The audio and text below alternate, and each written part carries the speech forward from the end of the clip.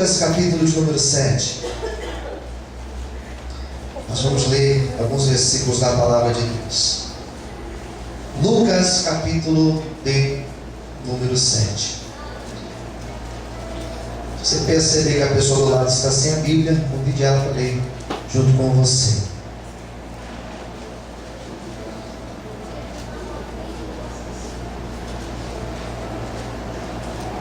Quem já encontrou, diga amém. Versículo 11.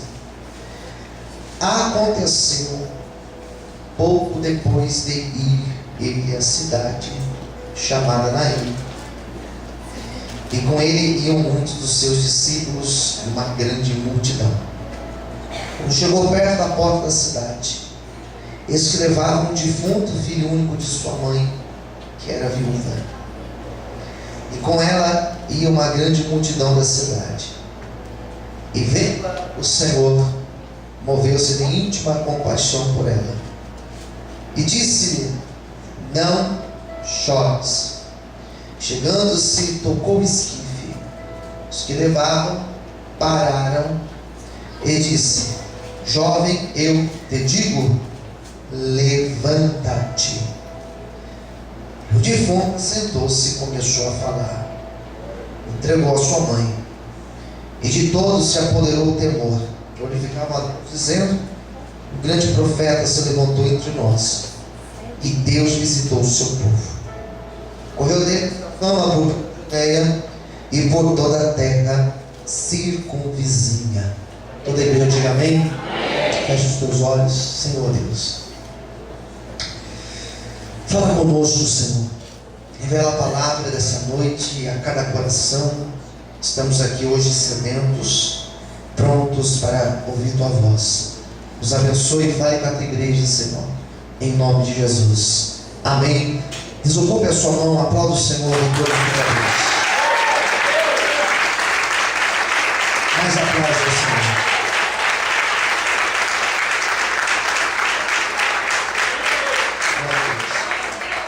Queridos, o tema da campanha de hoje é Eu, Meus Sonhos e Deus. Eu, meus sonhos e Deus. E eu tenho falado sobre a relação existente entre eu, os meus sonhos e Deus, e da necessidade de Deus ser o Senhor da minha vida, do Senhor ser o convidado das minhas bodas, como foi lido o texto, do Senhor ser participante da minha mesa, do Senhor ser o convidado a entrar na minha vida, do Senhor ser o comandante do meu bairro.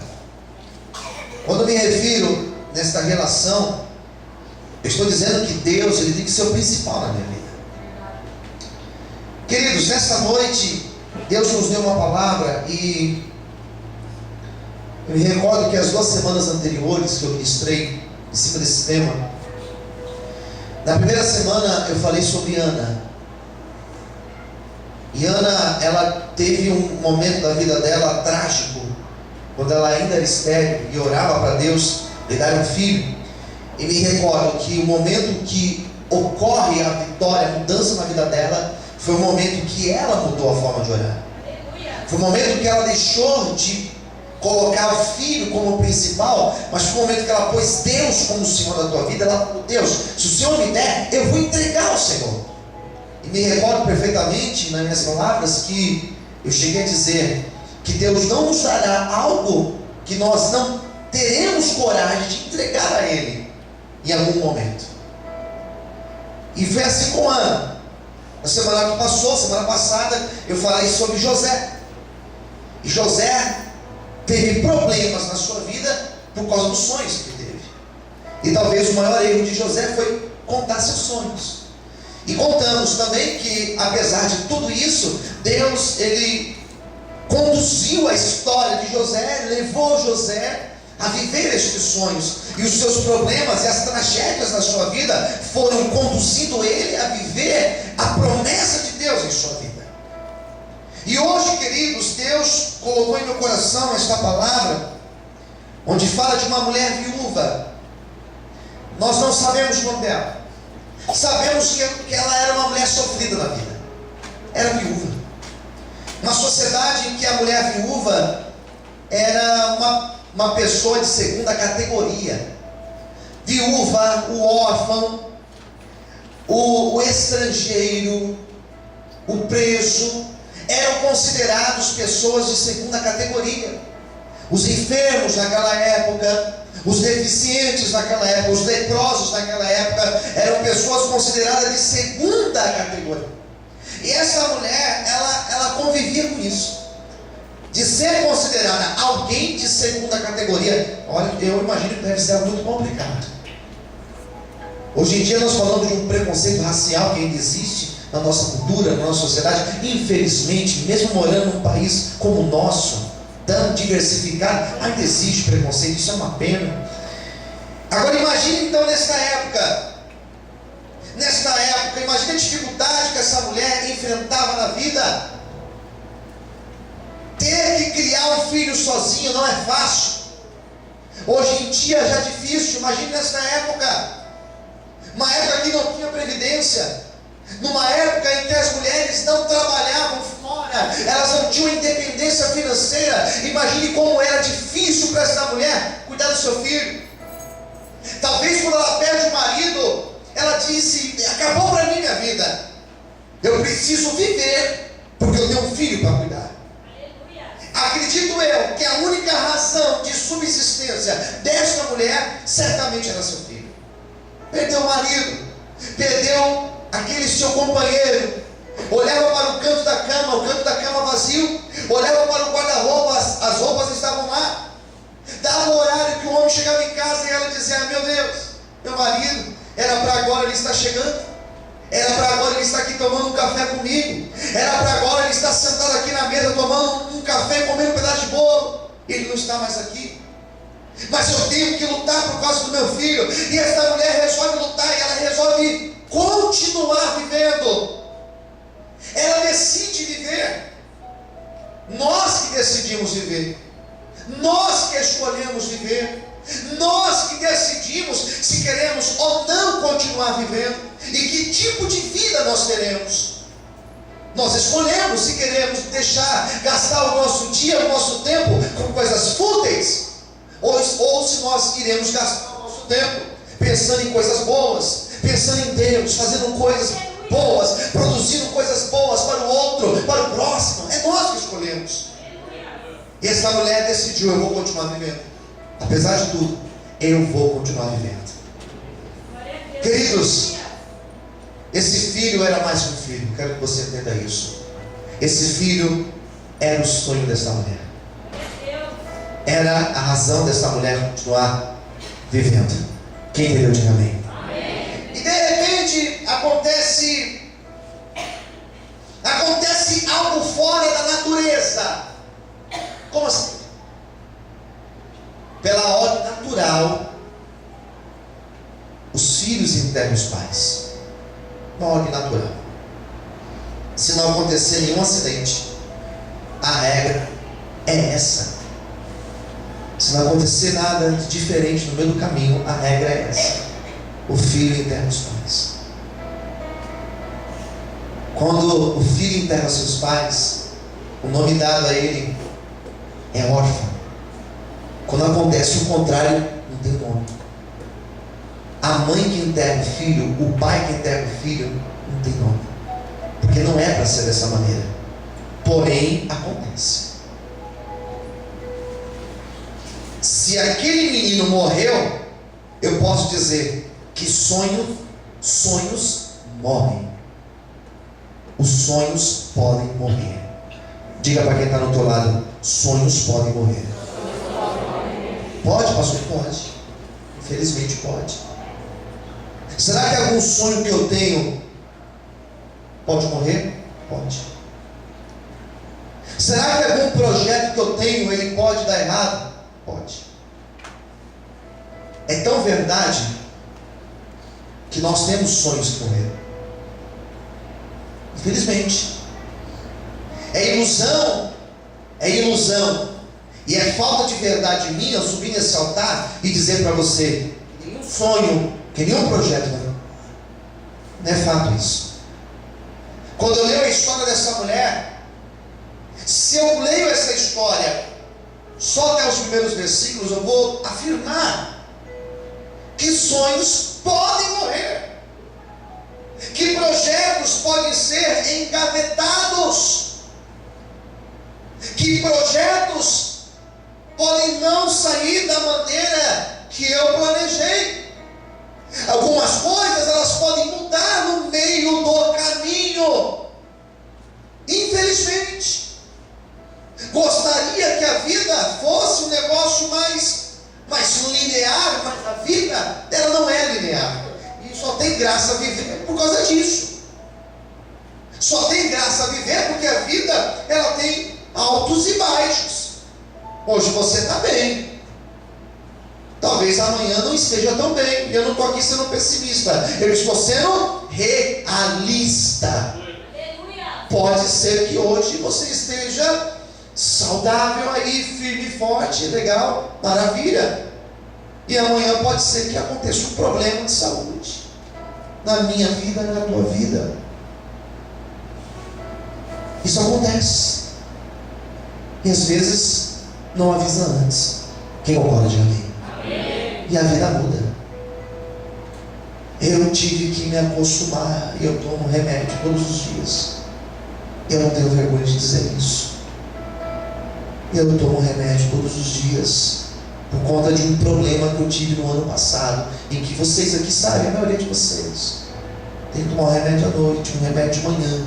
Tenho que dormir 8 horas por dia. Tenho que me alimentar a cada 3 horas. Tenho feito isso regularmente. Deus é testemunha. Às vezes eu sou tão precavido, eu falo, não, vai ser 3 em 3 horas, não, meia hora, se eu deixo comigo. Estou ali, né? Mas eu estou me acostumando, eu tive que me acostumar. E qual o problema tem isso? Existe problema nisso? Existe problema? Não existe problema. A vida é assim, queridos. O que acontece com essa mulher é algo que acontece sempre. De perder o filho, não, de um sonho morrer. E essa mulher, queridos, ela, com certeza, quando ela tem o seu filho morto, eu não sei porque ele morreu, se foi um acidente, eu não sei se ele estava trabalhando, eu não sei se ele saiu de casa e caiu algo na cabeça dele, eu não sei se ele ficou ruim de um dia para a noite, mas ele morreu. E eu acredito que quando essa mulher tem o seu filho morrendo, quando ela vê o seu filho morrendo, quando ela vê o seu filho dentro de um caixão, quando ela descobre que não tinha mais jeito, que o filho dela está ali sendo velado, penso eu que ela disse com ela assim: acabou para mim, não tenho mais razão para viver, a vida foi traiçoeira comigo, perdi o marido, e agora eu perdi meu filho, para que viver? E essa mulher, ela estava com a sua vida acabada, não tenha dúvida disso. Quem concorda comigo, diga bem. Vamos ser realistas. Para que essa mulher ia viver? Queridos, diz o texto que no outro lado da cidade, Jesus foi de encontro a essa mulher. Escolha alguém perto de você, diga para essa pessoa: eu não sei o que está acontecendo na tua vida, só que Jesus resolveu ir ao nosso encontro nesta noite. Você pode aplaudir o Senhor, você pode glorificar o Senhor em forte, você consegue dar glória a Deus. Jesus estava numa cidade por nome de Cafarnaum. Ele morava em Cafarnaum. Ele estava em Cafarnaum, queridos, junto com uma grande multidão. E diz a Bíblia que aparece a ele um centurião. Diz a Bíblia que um servo do centurião, versículo 2 do capítulo 7, estava enfermo. E diz a Bíblia que ele, ouvindo falar de Jesus, ele envia alguns anciãos ou judeus para que fossem falar com Jesus. E diz a Bíblia aqui no versículo 4, que chegando ele junto a Jesus, rogando, disseram: é digno que lhe conceda isso. E diz a Bíblia que Jesus se prontifica em ir na casa do centurião. Olha para cá. Quando Jesus se prontifica a ir na casa do centurião, que era romano, chefe de pelo menos 100 soldados, um estava enfermo. Olha que interessante. Quando Jesus se propõe lá, diz a Bíblia que o centurião na mesma hora tinha enviado amigos seus para irem falar com Jesus, dizendo: Senhor, o Senhor não precisa ir na minha casa. Eu não sou digno do Senhor entrar debaixo do telhado. Quem entendeu, diga amém. Amém. Basta uma palavra sua e o servo será curado. Aleluia. Glória a Deus. Jesus então faz assim: olha, muito bem, nunca vi fé como a fé desse homem. Não era judeu, interessante, né? Era romano. Diga para ele que o servo está curado então. E na mesma hora diz a Bíblia que o servo foi curado. Jesus então não foi até casa, liberou uma palavra de cura, mas não foi até lá. Ele continua a sua caminhada. E ele vai em direção à cidade por nome de Naim.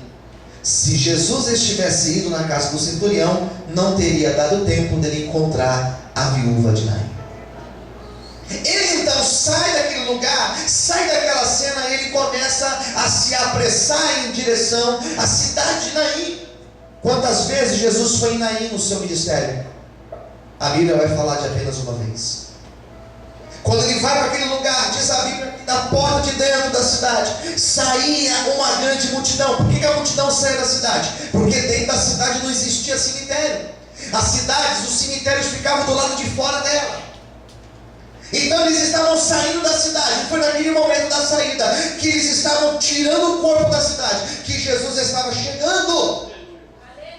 Primeira ideia que eu tenho desse texto: o Jesus que eu sirvo, o Jesus que você serve, ele jamais vai chegar atrasado. Ele sabe a hora certa, ele sabe o momento certo de abençoar a minha e a tua vida. Não se preocupe, porque na hora certa a provisão vai chegar. Em nome de Jesus, quem crê nisso, glorifica e aplauda o Senhor essa noite. Glória a Deus, aí, queridos. Então chega na porta da cidade, sai a multidão. Ele parou aqui, seguido de uma grande multidão.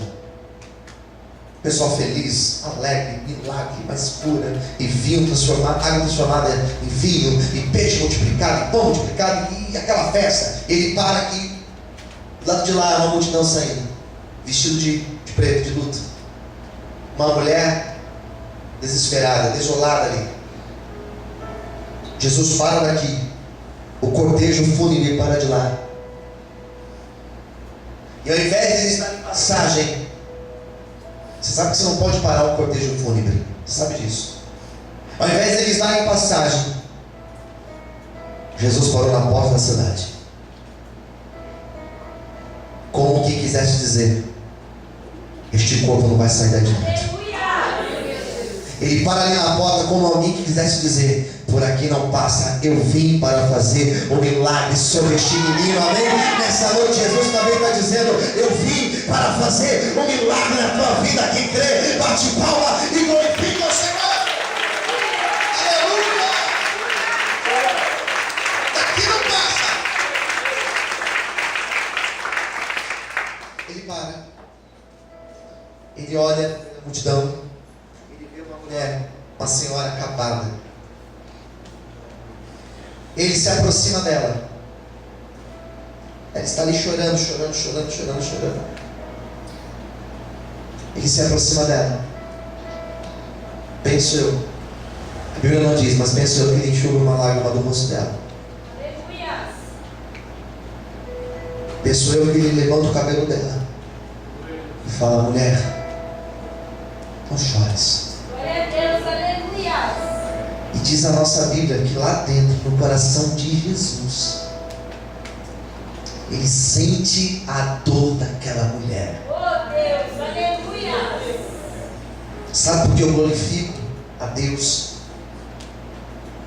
Porque Ele enviou seu Filho. Ele viveu aqui nessa terra como eu e você. Aleluia. Quando nós somos traídos, Jesus sabe como que é essa dor. Quando você está chorando, Ele sabe o que é isso. Quando você se sente sozinho, Ele sabe o que é isso. Quando você se sente sem amigos, Ele sabe o que é isso, porque lá no jardim Ele se sentiu sem amigos. Quando você está sendo tentado a pecar, a sair do propósito, Ele sabe o que é isso, porque no deserto Ele também foi tentado. No momento que aquela mulher estava ali chorando, que Ele enxuga a lágrima dela, Ele fala: não chores. Ele sente a dor daquela mulher. Era como se Ele dissesse: filha, do que você está sentindo, eu sei o que está acontecendo com você nessa noite. Jesus não está ausente da tua luta, Ele sabe da tua dor, Ele sabe do teu problema, e não se preocupe, Ele entrará com a provisão que nós precisamos. Se você crê, glorifica e aplauda o Senhor.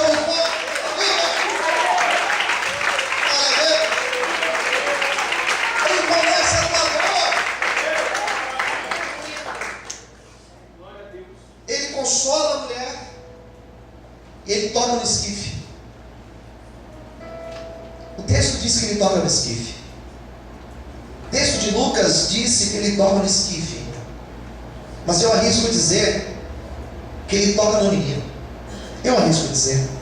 Aleluia. Como é um texto que os judeus iriam ver, ficaria mal uma vez dizer que Jesus tocou no morto, porque não pode tocar no morto judeu. Mas pensou que Ele toca no morto, porque Jesus não tem problema em tocar no que está morto. Você sabia que Ele não tem problema de tocar naquilo que está morto? Você sabia que Ele não tem problema de ressuscitar o morto? Ele não tem problema de entrar com a provisão naquilo que está morto na nossa vida.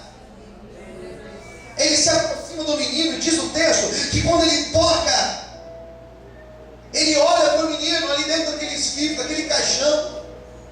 E o texto vai dizer o seguinte, versículo 14, que Ele declara uma palavra para o menino: jovem, eu te digo, olha a palavra que Ele disse: levanta-te. Vamos repetir? Jovem, eu te digo o quê? Levanta. Mais forte. Jovem, eu te digo. Levanta. Mais forte. Jovem, eu te digo. Levanta-te.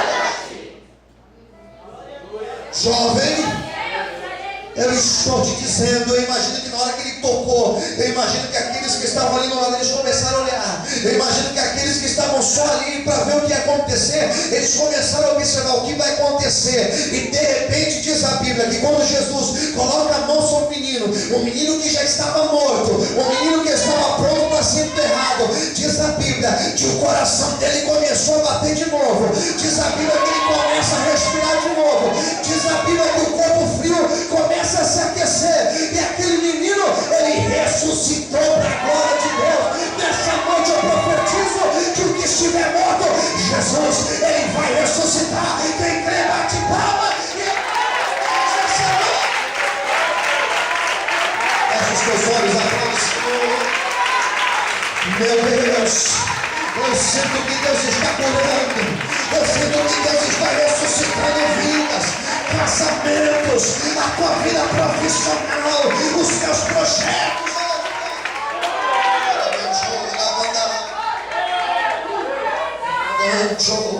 Fecha os teus olhos, levanta a sua mão direita para o céu. Onde tiver uma mão erguida agora, levanta a sua mão mais alto que você puder. Eu profetizo em nome de Jesus que o Senhor também vai ressuscitar aquilo que estiver morto. Aleluia. Jovem, eu te digo, levanta-te. O menino levantou, queridos. O menino levantou. Olha para quem estiver no teu lado e diga: um milagre de Deus vai acontecer na tua vida. Quem crê, diga amém. Sonhos podem morrer? Pode. Mas sonhos podem ressuscitar. Sonhos podem morrer? Pode. Mas também pode ressuscitar. Nesta noite, mesmo Jesus que essa família que foi em Naim, Ele também está entrando na tua. Versículo 15: o defunto se assentou, começou a falar. Ele começa a falar e Jesus o entrega à sua mãe. Diz a Bíblia, queridos, olhem para mim, diz a Eclesiastes, no capítulo de número 3, que existe um tempo de nós ficarmos calados. Se não me engano é o versículo 7. Existe um tempo de estar calado, existe um tempo de falar.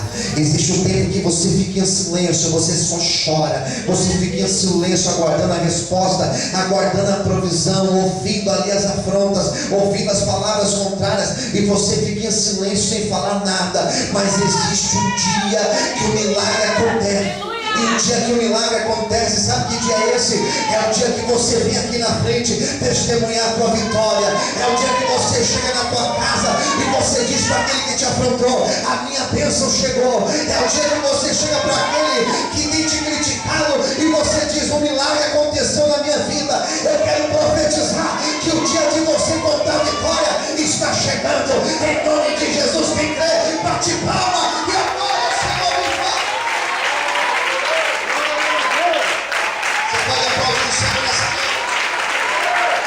Está chegando o dia de você contar a tua vitória.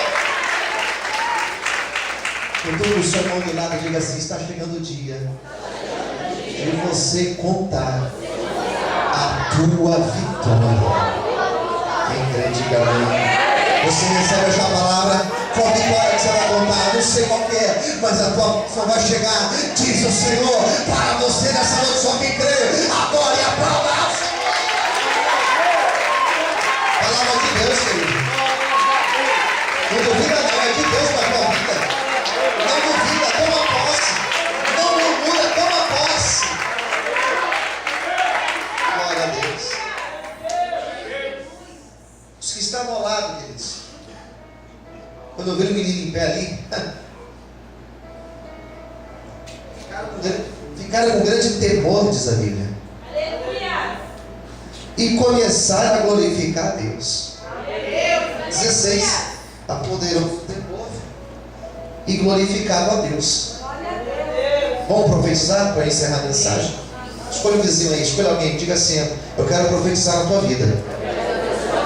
Que através do seu testemunho, através da tua vitória, o nome de Deus será glorificado. Amém? Você crê? Então bate palma agora, Senhor. Não será o teu nome, será o nome de Deus. Não será a tua inteligência, será a inteligência de Deus na tua vida. Amém? O interessante do milagre não é para você se glorificar. O interessante da obra que acontece não é para você dizer: eu fiz. É para o nome de Deus ser glorificado. Para encerrar, posso encerrar agora? Amém? Amém. Ó, lá no lado de fora da cidade existia já uma sepultura aberta. Existia uma sepultura aberta para o menino. E aquela sepultura que estava aberta, ela teve que ser fechada.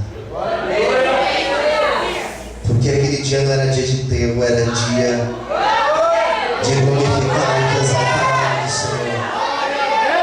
Aquele que abriu a cova teve o trabalho de fechar a cova. Aquele que esperou ver o enterro acontecer, ele teve que ver aquela cova sendo fechada e o nome de Deus ser glorificado. Já tem gente que entendeu o mistério. Deixa eu profetizar o nome de Deus para a tua vida. Aquele que está esperando o enterro do teu sonho terá que ver o milagre acontecer. Em nome de Jesus, quem crê nisso, glorifique e aplauda ao nome de